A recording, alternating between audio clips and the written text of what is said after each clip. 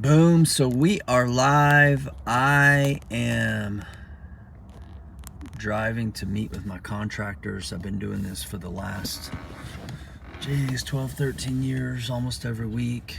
My construction manager rallies all the troops. We meet with our contractors and we go over projects. So let's talk about the coercion of your perception. So your thoughts, your perception is being coerced. It's being threatened. It's being forced. It's been taken over by your fear-based doubt, worry, fear mind. Some of you know this. Many of you know this, and if not, you're going to be enlightened if you listen to this video. So let's talk about coercion. Coercion is like you've been coerced. Something's been taken by threat or force and basically made you relatively powerless, like you've become a victim. Okay, so that's coercion. We know what coercion is. So what's your perception, your perspective? Your perception is your story. It is what you tell yourself about a certain situation, circumstance, person, scenario, whatever. It's your story. And here's the thing, most oftentimes we will accept our first perspective about a situation. So we'll grab it, it will come in, that's the lens we use, we'll accept it, and most oftentimes is not going to serve us. It's going to push us in the direction of least resistance, negativity, meaning like keeping you relatively like stuck as a victim, like you can't do anything, you are powerless. You gotta begin to understand like how psychology works. And I don't care who you are watching this video, if you're an entrepreneur, maybe you're a husband, a father, whatever, the components of your life, which, for me, there's 4 core areas: is our faith, our family, our fitness, and our finances. In order to thrive, or in order to create the results that you want in these areas of your life, you're gonna have to understand the psychology that's going on in your own brain. This is happening every day. And when we look at, taking over like our body, like creating like when we look into the mirror, seeing the man that we want to see. Whenever we look at our relationship with our spouse and with our kids, and what we want that picture to look like, what we want those relationships to look like, we have to understand the psychological game that needs to be played.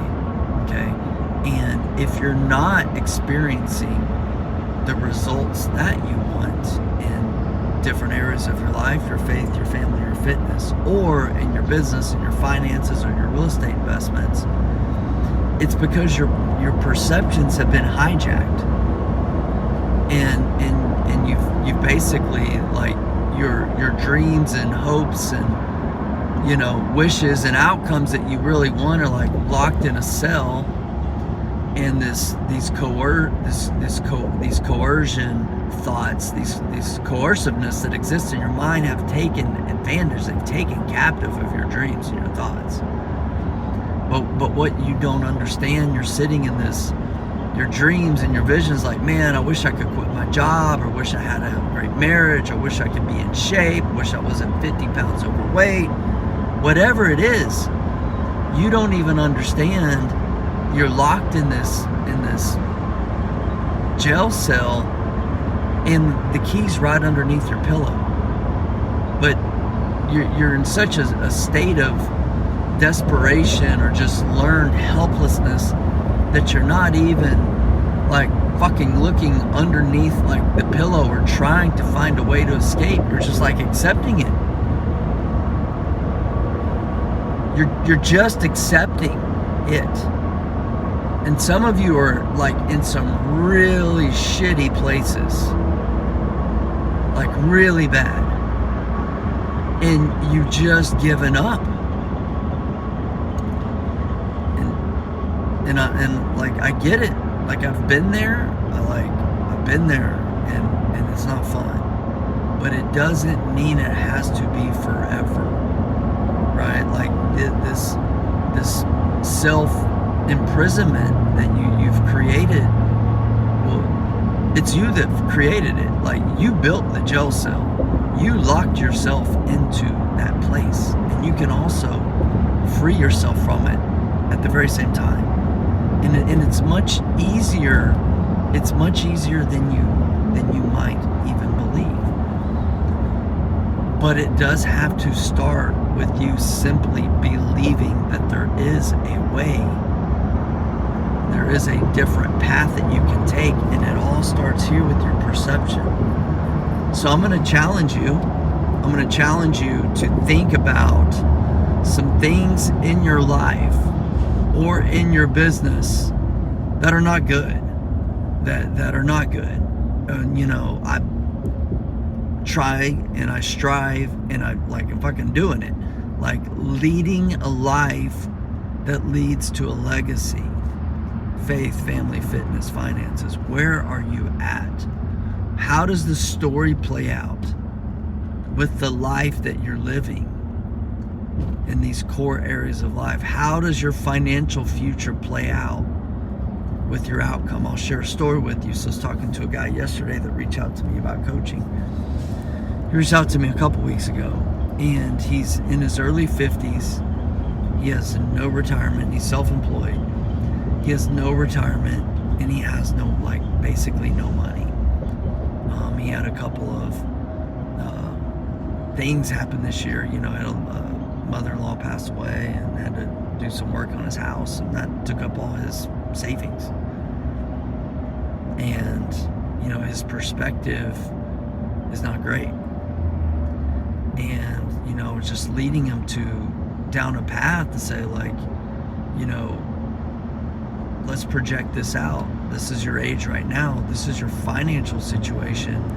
What happens if you keep these current beliefs and these current perspectives that have led you here whenever you're 60 or 65 or 70? It's a grim picture. Now I believe he's compelled. He was, compelled to take a new perspective. Now there's step one, and let's talk about step one. Step one is just being compelled to choose a different perspective or multiple perspectives. What are some possibilities that would exist for you?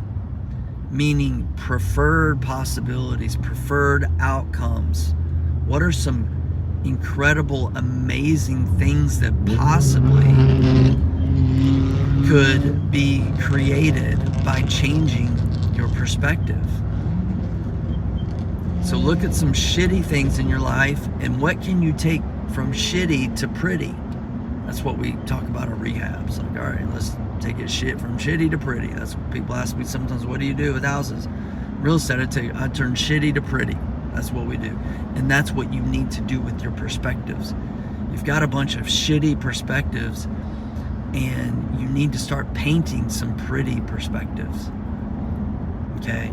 And then whenever you're able to first do that, and you paint those perspectives, the pretty, the premier, the preferred perspectives in your mind, your energy will start to move there. Now all you need to do is figure out the path. So you're sitting at shitty. The possibility is pretty. Now how are you gonna, now you just need to build the bridge to get from shitty to pretty. And how are you gonna do that? Well, you're gonna do it based on proven fundamentals, proven principles to bridge you over and create the path to get there. Example, people want to invest in real estate. That's what I teach, preach, and coach. And I'm back in the coaching game. I took a little time off. I had to clean up some of my own shit in my life and my family. And I took some time off, and I'm back. People say, how do I master the real estate investing game? The 7 fundamentals. That's what I teach. about real estate. There are 7 fundamentals that are very simple. They will take you, if you're in a shitty place in your business, here you apply these fundamentals, aka the path that will lead you to these possibilities, to these outcomes that you desire. But it's not going to happen if you don't change your perspective. Your perspectives are being coerced by doubt, fear, and worry. So that's your story, that's your truth. You change your story, you change your life. You change your perspective, you change your life.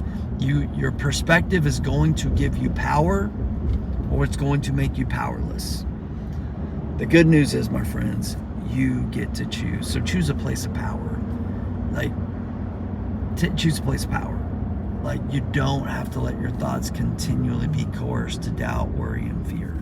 Choose a place of power. If you need help with that, if you feel stuck, message me.